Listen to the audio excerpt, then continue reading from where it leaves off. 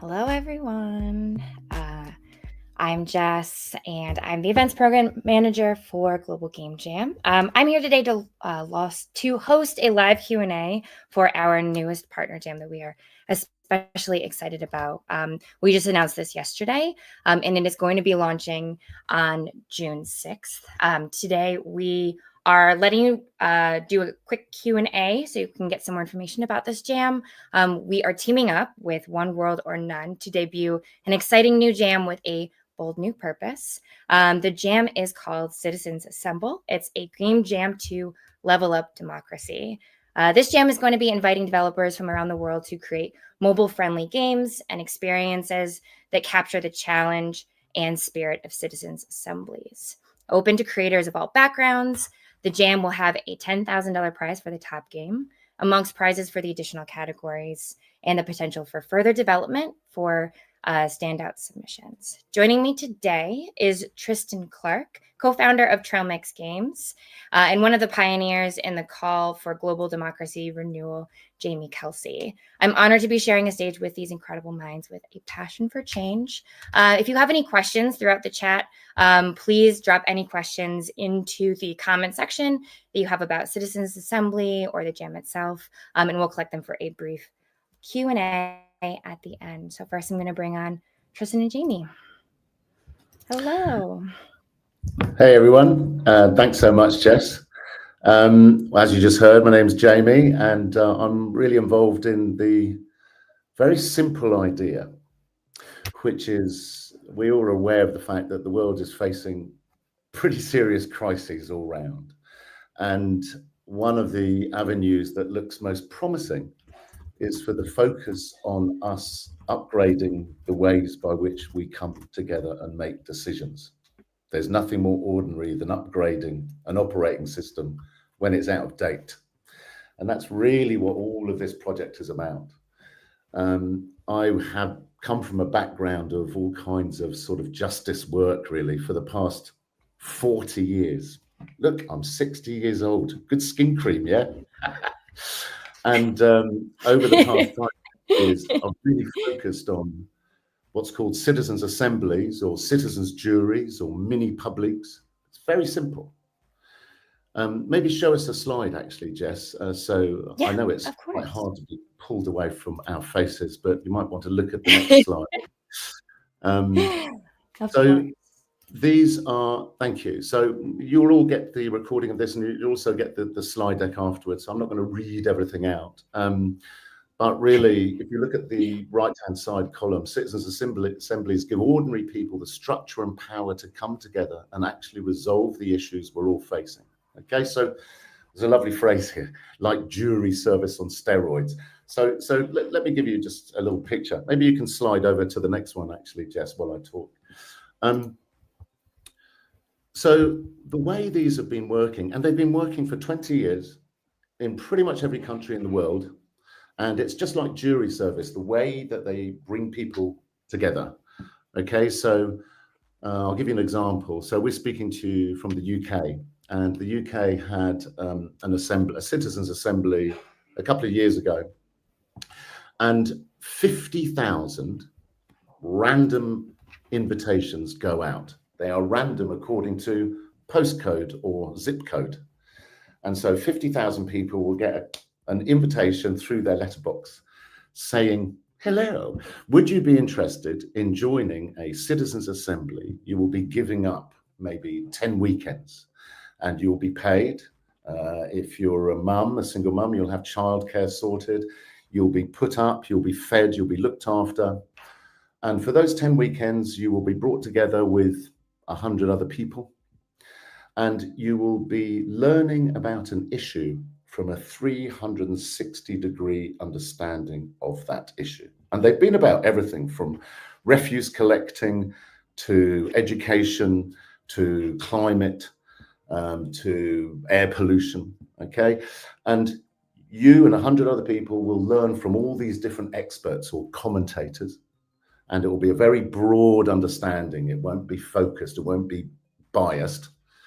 And you will learn, okay, that's the learning phrase, and then you will deliberate. So you'll end up talking with all the other people who've been chosen randomly, and you will be deliberating, discussing, what do we think about this? What are the checks and balances? How do we kind of come up with a solution to this problem? And then your final stage, decision making, this is when you all decide, well, what will our recommendations be? It's dead simple, this. But then when you pull apart the actual mechanisms, it's really wonderful.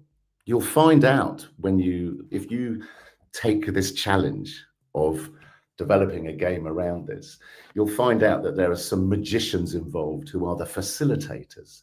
Those are the people who make sure all voices are heard equally, no voices dominate. That's a magic skill in itself. But also how we all talk at the end and come together and present our recommendations. Hundreds and hundreds of these have happened around the world. And a really important point about how they decide who the final 100 are. Okay, so out of 50,000 random invitations, usually about 5,000 say, yes, I'll do that. And then an algorithm boils it down so that it is representative, like a snapshot of society according to ethnicity, age, gender, economic background, geography. Beliefs on the issue. Yeah, exactly. And also beliefs on the issue. So if it's about climate change, for example, there will be some people, I think it's 13% of people, who believe that climate change isn't a problem. So they're people who think that it's natural. So these processes sound pretty straightforward, but man, are they powerful. You see, the fact is that politicians have all kinds of considerations. They have, of course, their vested interests, the people who are supporting them, they're stuck in their political ideologies. They want to make sure they don't lose the electorate. They want to make decisions that are quite short-termist. Their hands are tied in so many ways, whereas, of course, ordinary members of the public aren't. So when these assemblies are being run, they invariably show that the people are ahead of the politicians. Now, there's two beautiful things about this in terms of gaming, in terms of the drama.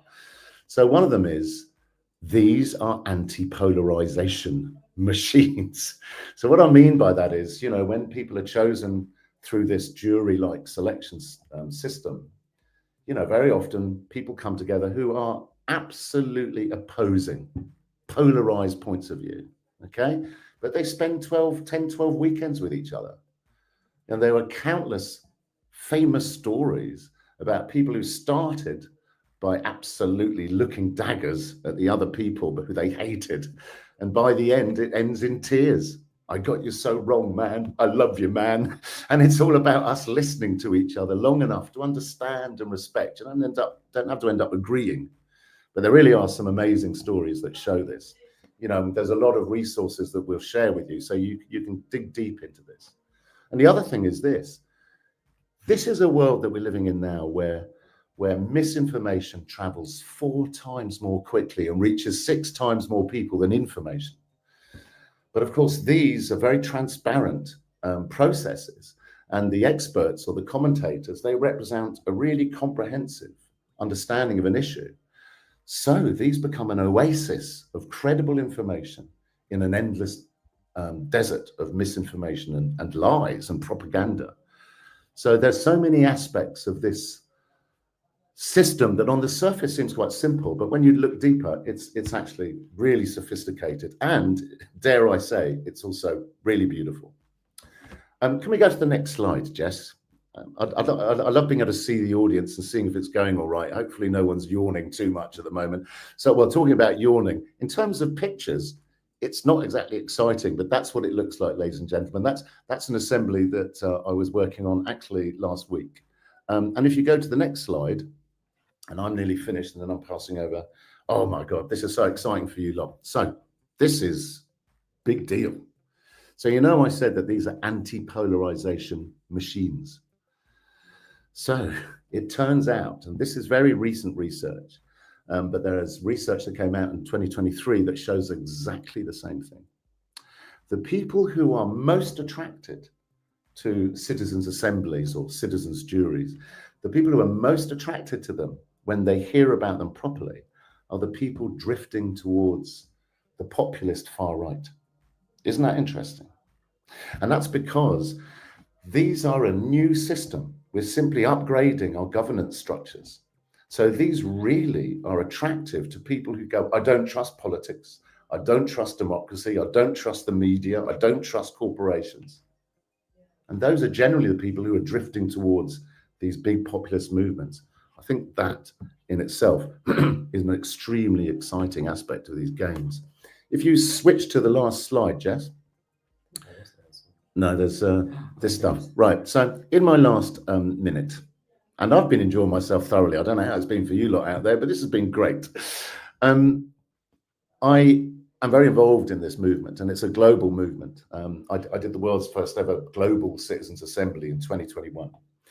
This is only going to work if it arrives in people's lives through popular culture. This is not a campaign where you're raising awareness at all. This is a movement where people are excited, inspired. We're not just normalizing these processes, we're making them highly desirable. So it has to come into people's lives through popular culture, which is why we're looking at launching a mobile game. And I just want to leave you with this slide here, which is my organization, One World or None. You can see there we're doing a feature film documentary about the Global Assembly. We are creating a global format television show it's a reality show based on these models. And you can see we're training advocates. We've got a global artist network in 42 countries. We've got the mobile game, of course, and we have a social media campaign. Everyone's got a social media campaign, but I'm telling you now, I can't let the secrets out, but our social media campaign is a bit of a mind blower, and it involves the Hollywood film industry, the African film industry, the Indian film industry. So this is really exciting. I mean, all of you who are watching this, you are at the beginning of a wave, and it's inevitable. So I'm going to leave you with a quote, which was by Victor Hugo. Most people forget who said it. Nothing can stop an idea whose time has come. And that's what we're talking about today. Okay, thanks, Jess, and everybody listening. Over to my friend and colleague, Tristan Clark. Hi, you can go next slide. What an act to follow.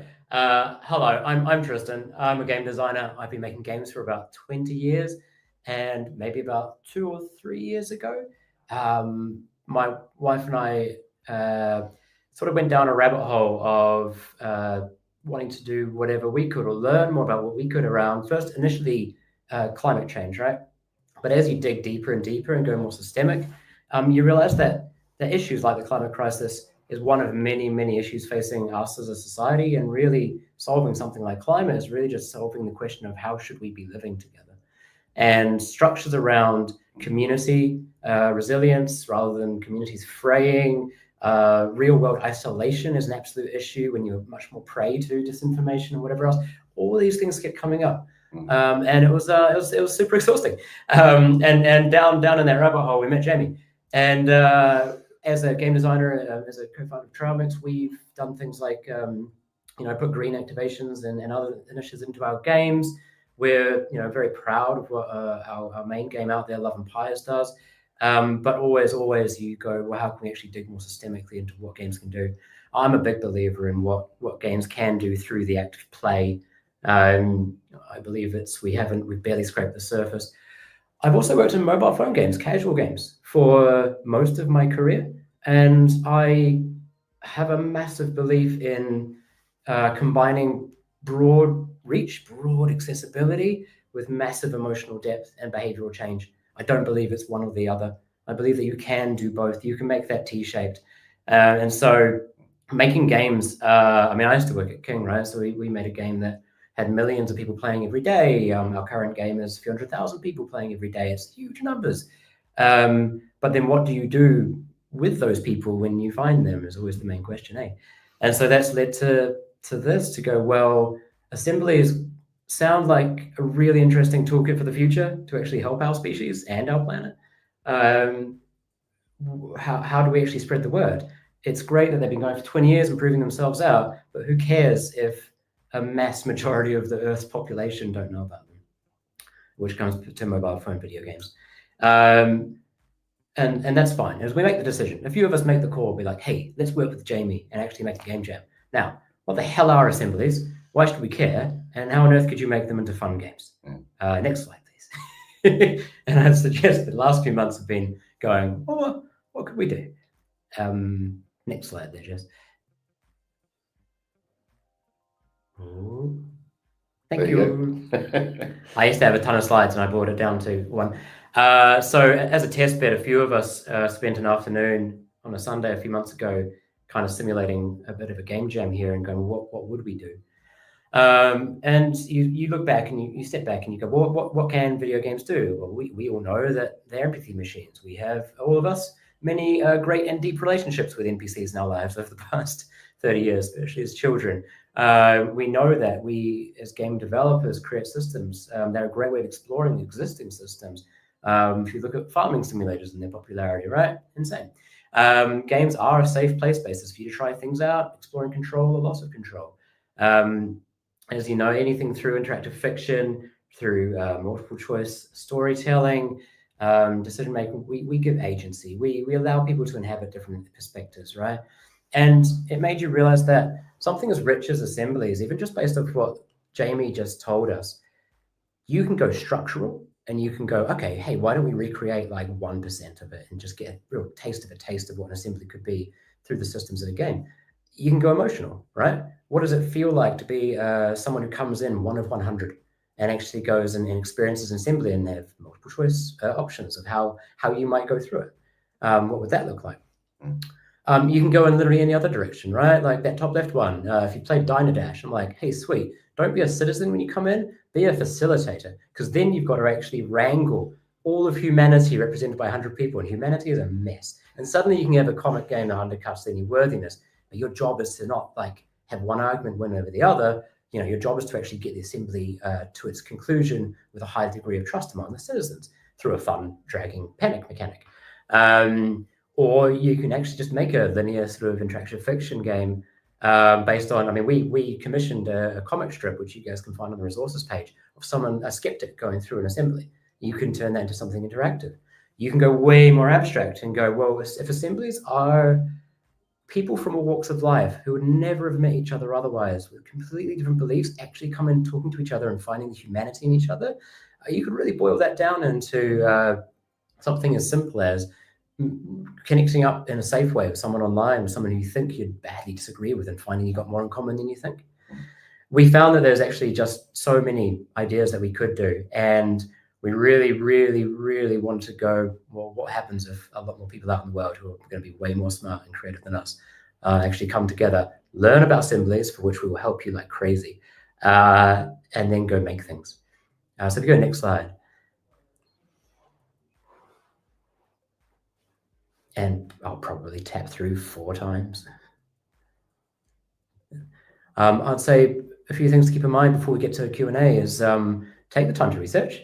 Assemblies are a lot to wrap your head around. And again, we've made and we're making explainer material to make things as easy as possible and a sort of on a level that's going to be really useful for any designers, developers, whoever, who want to break assemblies apart.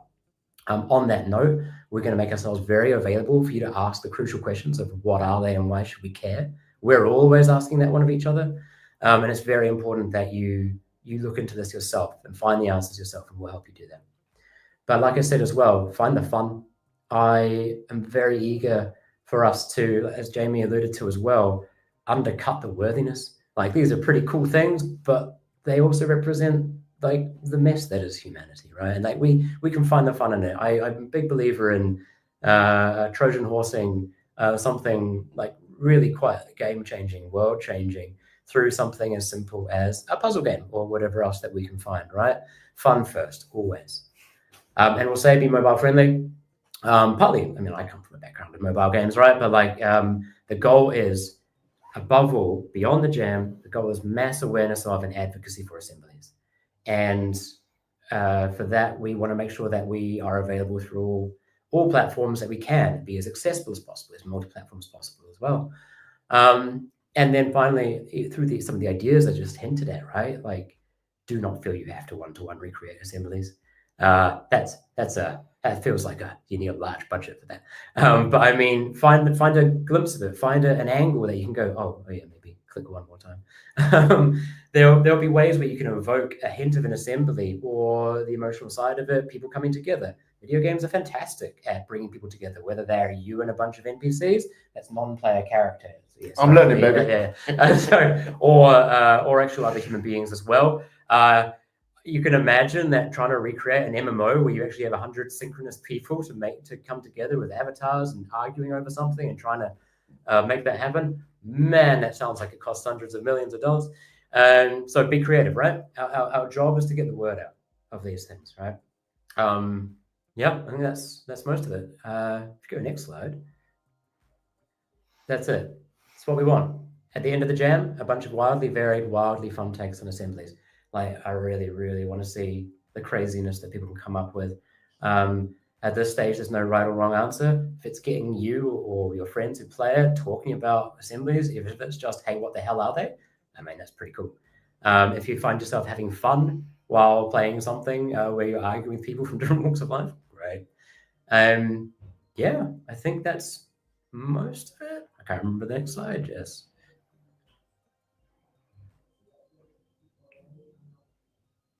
Is there a next slide? Is there a next slide?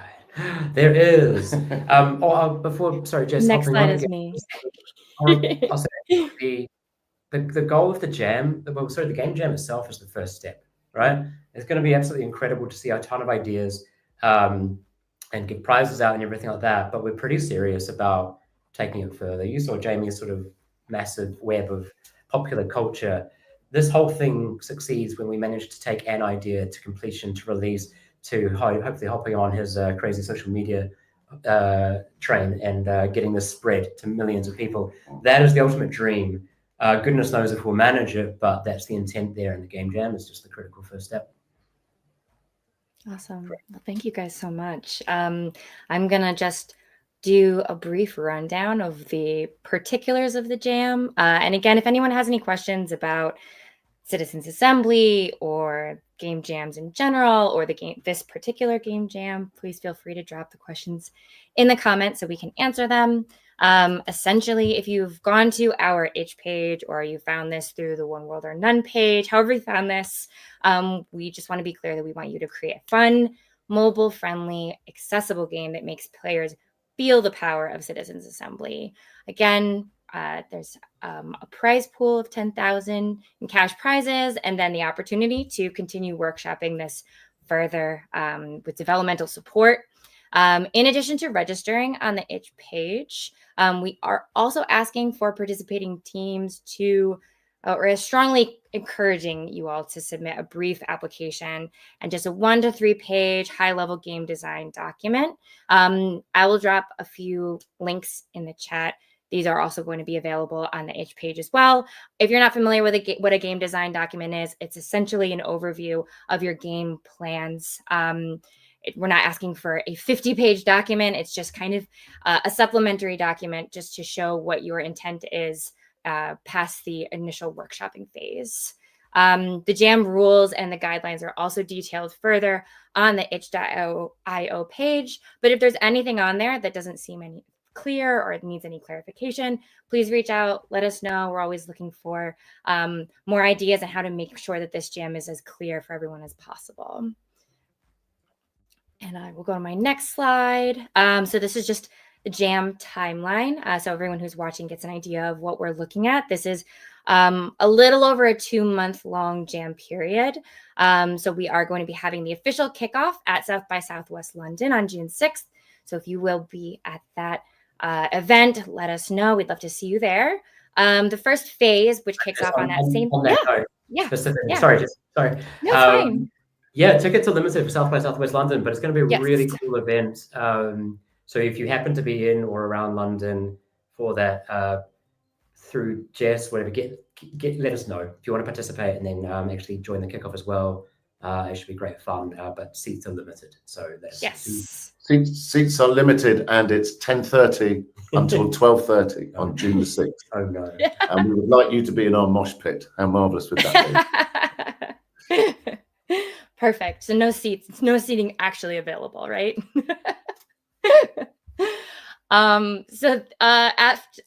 Directly after that event, the first phase of the jam will be kicking off, and that'll run from June 6th to the 23rd. We will guide you through that process as well, to make sure that you have an initial upload so that we can give some reviews and feedback period for about a week after that first jam phase is completed. The second phase then starts July 1st, and the submission deadline will be July 31st. The judging period will be a 2-week period between August 1st and August 15th. And then we have our prize categories. Of course, we have the best overall. We also have best gameplay, best aesthetics, citizen vote, which will be a public vote, very appropriate for this jam, and most likely to start a revolution. And we are also honored to have some really incredible judges that are going to be taking part in this with us. We have Brian Eno, and we also have Kish Harani, who will be judging. And we're very excited to be having just amazing people that are going to be looking at your game. So you really definitely want to be participating and showcasing what you are able to do as a developer. Amazing. Well, I kind of cut the jam page into very short 2 pages, although the jam page itself has a lot more information and a ton of links. I will drop that here in the chat as well. And let me just put that. Awesome. Fantastic. So yeah, if anyone has any questions about this, please drop them in the comments. We did have one question from Victoria that asks, can those under 18 participate in this game jam? I don't know if we made a call on that, but I would imagine, I'm not sure. Tristan, if you want to make that decision. Oh, yeah. Let's just make sure legalities are fine, and then otherwise, yeah. Do you want to circle back to that one? And we'll get back to exactly. That's a good one for us to make sure that we have highlighted on the itch page for sure. Yes. Yeah, we'll do that very soon. It's a great question. Great question. Yeah. I don't know how we didn't think of that before. We're so focused on so many other things for this jam that just didn't really come up about age constraints. Amazing. I mean, this is just such an interesting topic. I don't think I've ever seen a jam close to what this is highlighting. And especially for me, not knowing anything about Citizens Assemblies before partnering with you all. I mean, it's really cool. I know I've said this before, to just deep dive into a topic I don't know anything about and do more research just to make me feel like I'm a more informed person, even if I don't have the opportunity to be on part of a Citizens Assembly at any point. It's still like a very interesting way to revisit how we make decisions, for sure. As yeah, in this political climate, definitely. I mean, you touch on one of the problems I have with assemblies, which is that who gets to experience them? They are, I've started referring to them as kind of like VR games, in the sense that when you're playing them and you're on the inside, man, you're having an incredible time. On the outside, people are just going, what the hell are you doing? And it can be hard to afford the kit. And that's why the video games giving a simulation of them, it's just another reason why we're excited to get some games made about them, give people a sampler of it. Yeah. I'll say something on that, actually. You'll see that in amongst our resources, there is material from actual participants, people who've been in assemblies, and they are by far the best advocates. Because remember, they're just chosen at random, like jury service. So they're not people with a particular political bent, or campaigners, or activists, or lefties, or righties, or anything, And all of them, particularly with the Global Assembly, all of them said the same thing, right? 2 things. One is, this happened to be about climate. So the first thing they said was, I didn't realize it was so serious, right? And the second thing is, they all say, all decisions need to be made like this. This is the best experience I've had in my life. What I've noticed is the only people who don't say this is the best experience I've had in my life is mothers. Mothers go, this is the second best experience I've had in my life. But it's transformational. We all really can be changed by this experience, and it's nothing to do with having a bloody degree in politics, thank God. It's to do with your humanity. It's a beautiful experience. Agreed. I do have a few questions that are here in the chat that are a bit more about logistics. First is from Julia. Asks if you'd like to join a team, how can you get in touch with existing ones?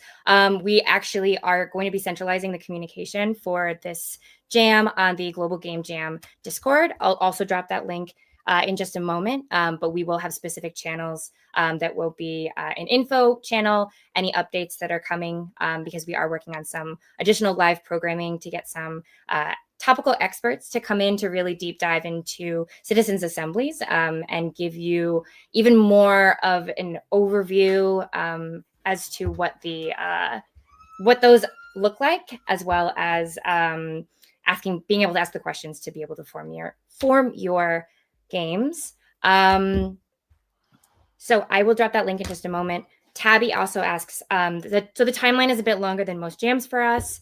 I wonder if this means that the jam is intended for people to spend more time on their entries, or is that more to just give it flexibility?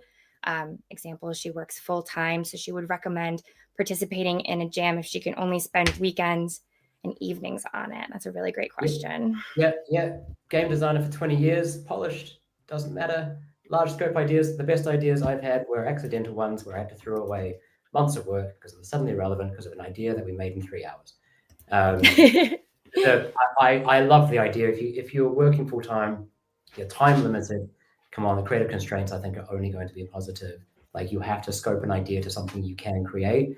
I'm a designer that hungers for that kind of thing. It's absolutely not going to be about brute force time spent.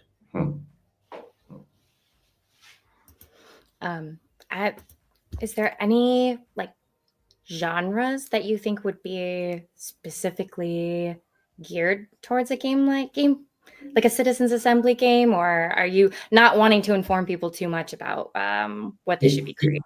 Yeah, I got told off recently because I shouldn't lead the crowd. Exactly. I would say no. However, say on Discord, if a bunch of us, whoever wants to sign up, whatever, I'd happily dive in as well. Why don't we just start a collective pool of genres, of inspiration of other games, like being able to springboard off existing stuff could be really cool. The key thing is I shouldn't make that. I think collectively we could actually come together with a kick-ass list and try things, because I'm only one perspective in our industry, right? I've spent way too many years making casual puzzle games, so my brain is wired to make casual puzzle games, and now about delivering. So don't trust me. But if together we can make them on Discord or somewhere, that'd be amazing. Yeah, I mean, I feel like there's so many different genres that could be really interesting to apply specifically to this. I mean, it would be kind of interesting to almost have like a horror theme to it, or make it like a cozy game or something, just like a totally new interpretation of what a Citizens Assembly is. Or if you just have no idea and you're just going in blind and you're like, I know a few things, this is what I'm going to make, and see if it works, just because you understand what the concepts are. So I think the cool part is this is for so many different people, and you can be a brand new designer, or you can have made a ton of games before. There's no limitation as to who can participate. So it'll be really interesting to see both fresh perspectives and maybe people who have been around for a while and how they can make those mechanics work. Yeah, for sure. I think I love my cozy games. Me too. and at the same time, if I've got one slight issue with them is sometimes you can take the cozy too far. Like the light means nothing without the darkness. So if you, when I say the mess of humanity, if you just take some of the cozy game stuff that's out there and just inject a bit of the mess of humans coming together into a space to talk, I feel like that could be a real fun bit of spice in there. That's really interesting. I mean, you could almost make it like a werewolf kind of game too. Something that this immediately makes me think of is that kind of concept, but in just like a very altered way, I guess, because it would be interesting, because everyone's kind of even, so it would be hard to have the werewolves and the citizens, but you could actually make it pretty creative. Maybe I'll make that game. Ultimate Werewolf has a whole bunch of roles, right? Oh man, if you could exactly. I'd take a better design mind than mine, but that sounds great. Cool. Brilliant. Jamie, are there any types of games that you particularly would want to see? Is there? I know answer for Jamie. He says, yeah, my gaming career started and ended with Pac-Man. Asteroids and Asteroids and Space Invaders. But I've had to learn. I've had to learn because I've been working with my brother Tristan here. So obviously it's changed a lot since bloody Space Invaders. But the idea of a genre is fascinating. I mean, it just turns the whole story into fun. You know, the more sort of imaginative and fun it is, the more that it's going to land with people. I mean, it's such a fascinating project, this, because it's actually very heavy duty what we're talking about, but it's only really going to work if people love it. It comes in through your creative muscle and your emotional muscle, not your intellectual muscle. And that's what's happening here. You know, that's what's extraordinary about this, is that, like I said, you know, it's really to do with humanity. It's not to do with having a bloody degree in politics, thank God. It's reminding us we're actually pretty exquisite. You know, when I did this, the Global Assembly, you know, I was constantly reminded this species is extraordinary. We're capable of extraordinary things, you know, and we really are exquisite. We're made of, our instant kind of response to being with members of the human family is compassion and a willingness to cooperate. You know, we're all pretty wonderful, and that sort of rises to the surface in these games, you know. And I've seen it over and over again. This is not just like a rose-tinted vision. I've seen it hundreds of times in assemblies. You know, that's what's beautiful about this.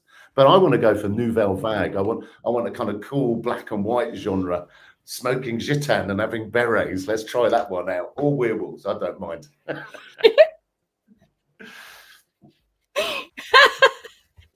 Good. You go. I hope someone makes that game for you.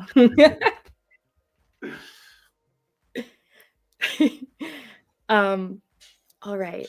Let's see. Okay. Jennifer in the chat is just asking if the stream and recording will be shared on any of the sites. It will be on the itch page. It will be on our the One World or None page, the Global Game Jam YouTube, Twitch, this StreamYard. It'll be available in a lot of other places. We'll also provide an email if you have any direct questions that you want to reach us at, or any suggestions, anything at all that you want to clarify about the jam. Just please do let us know. I think if you guys don't have any other questions right now in the chat, but if you guys have anything else that you want to say in the last couple minutes before we close out, that'd be great. Are you going to do an emotional wrap up? Because I'll go pragmatic. It's emotional. Okay. I'm doing slightly pragmatic. Just to remind you, you know, I've been doing this work for quite a while, so I've got access to literally the pioneers around the world, right? And it is very much a global movement. So what I've got lined up for you are some really deeply inspiring and very experienced practitioners. They don't mind me calling them process nerds. I mean, the beautiful future we can have, it will be because of process nerds. But they're lined up, as Jess was saying, you know, we will have these sessions throughout the jam itself where you can tune in on Zoom and ask the experts. And they're wonderful people, by the way. Yeah. So that wasn't too emotional. That was good. Yeah. Good. Yeah, I'll plus on that, right? Like, it's been wonderful meeting some of these people. They're amazing. And I've realized that as a game designer, I go, oh, I'm your translator. In some ways, really boiling down what they're saying and the depth of knowledge they have around assemblies and the impact, and go, what's the simplest form of something playable for that? That's the joy. So we really want to share that and make that as open to all of you as much as possible in the coming weeks. Exactly. I mean, it can be really simple to make a game that really appeals to a wide audience. And that really is the point, is making sure that, you know, it's for seasoned gamers, but also something that like someone who's just browsing on the App Store can download and get something impactful out of. So yeah, sure. I'm really looking forward to see what comes out of this. Definitely. Amazing. Brilliant. Well, thank everyone for watching live. And if you're watching this after the fact, again, all of our resources will be in the comment section and in the description. So please make sure that you sign up for the jam. We'll be providing more updates about our upcoming programming. And again, if you're going to be at South by Southwest London, let us know. And yeah, have a great rest of your day, time zones, wherever everybody is right now. And thank you, Tristan and Jamie, so much for taking the time to do this live stream with me. It's Thanks for hope a lot of hosting, people Jess. got some really great ideas out of this. Amazing. Thanks, Thank you, Jess. Jess. Amazing. And thanks Beautifully everyone done. watching. Cheers. All right. Take care. Bye.